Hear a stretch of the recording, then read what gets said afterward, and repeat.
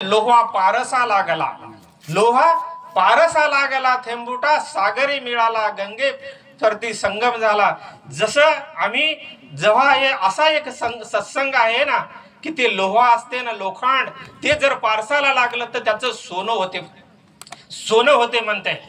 असाच मी एक उदाहरण देतो की एक चोर होता आणि त्याचा एक मित्र होता.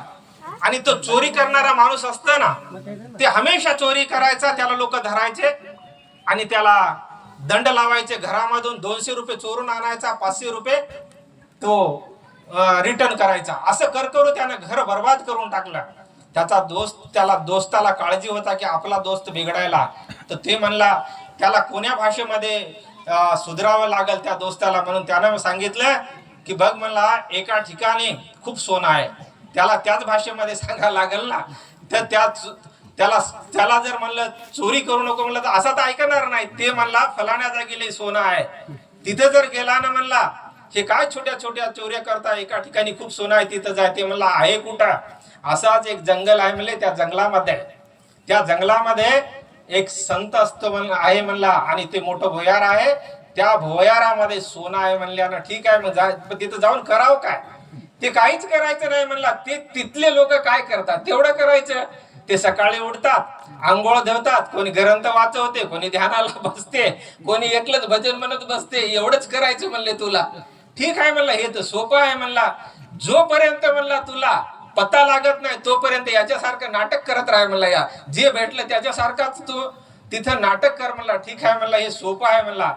गेला मग आता ते तिथे गेल्यानंतर यायच्या सोबत रोज आंघोळ करायचा, ध्यानाला बसायचा, भजन म्हणणाऱ्यापाशी भजन म्हणायचा.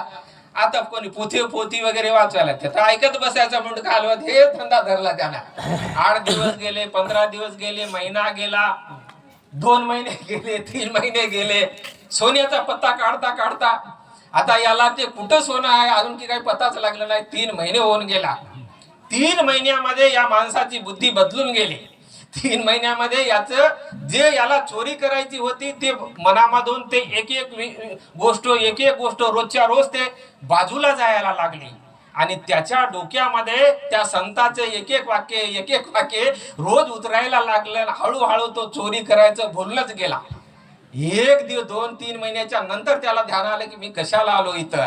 मग डोकं चालवलं, म्हणलं मी चोरी करायला आलो.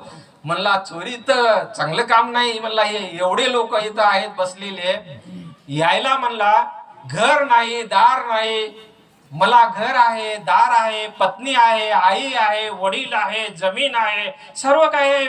मग या लोकाला काहीच नाही तर हे लोक चोरीचं नाव घेत नाही, कुणाला काही शिवा देत नाही, कुणाची निंदा करत नाही. मग मला काय घेणं आहे हे त्याच्यामध्ये विचार आला.